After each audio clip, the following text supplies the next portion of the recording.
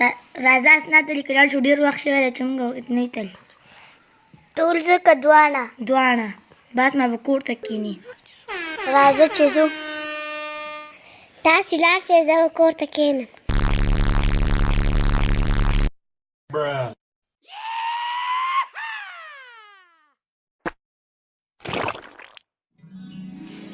السلام علیکم. السلام علیکم. وعلیکم سلام. ستړي مه شئ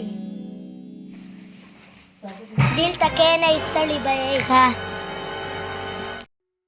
واله نشته اوس دیولس راوالو خیر دی تیار وریجې به ورله راوالو ښه زه به ورله راوالم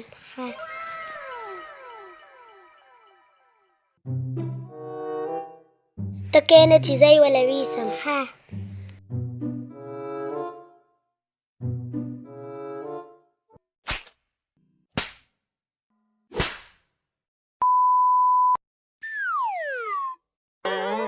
ډېرې ښکلې پخ کړي دي دا به یې څنګه پخ کړي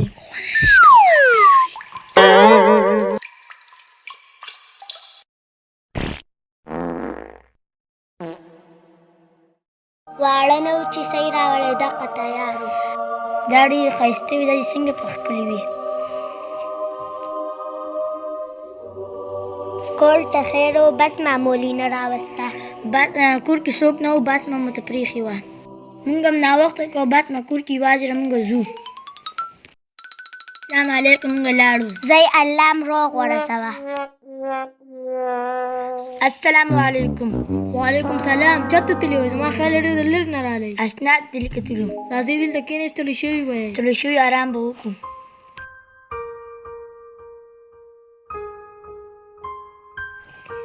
صحیح دل پخ کړو هېڅ هم یې راله نه و پخ کړل هسې وریجې وې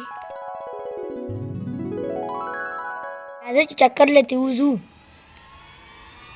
حبیب الحق راته ویلي وو سوات ته تللي وو ډېر قدر یې وکړو یاره ما ته هم ډېر صفتونه کولی وی سوات ته تللي وو ډېر قدر یې راله وکړو او سم دغه خبرې کولې صفتونه یې کوله السلام علیکم. وعلیکم السلام. مریشه ویل چې اسناد دې کتلي ډېر قدر یې را ونه کړو هغې رور ویلی سم قدر یې راله کړلی نه مریشه ما ته پخپله ویل چې قدر یې راله نه دی کړلی څه ووایم نو رور یې ویلی قدر یې راله کړلی ښه زه لاړ شم زه الله دې روغ ورسوه السلام علیکم څنګه یې ښه یې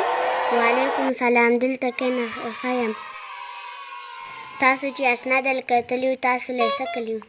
هېڅ یې رانه نه وکړل هسې تازه وریجې یې راله کړل وي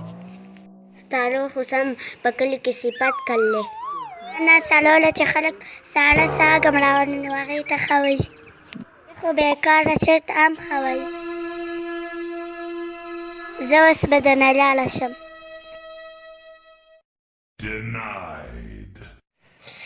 څوک دومره په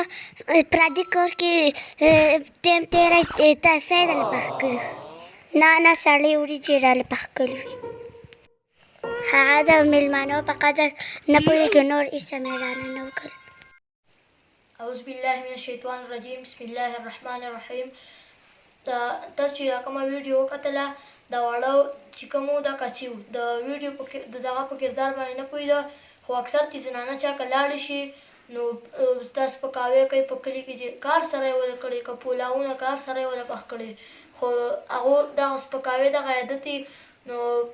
موږ تاسو د زنانو ته زه دا میسج ورکوم چې دیو د سپکاوی نه کوي او ښه دغه کوي او نور داسې قسمه دغه نه کوي ملګرو داسې ده که نه زنانو ته زه دا میسج ورکوم که څوک له هر سره وکړي چې په هغې دې شکریه وباسي شکریه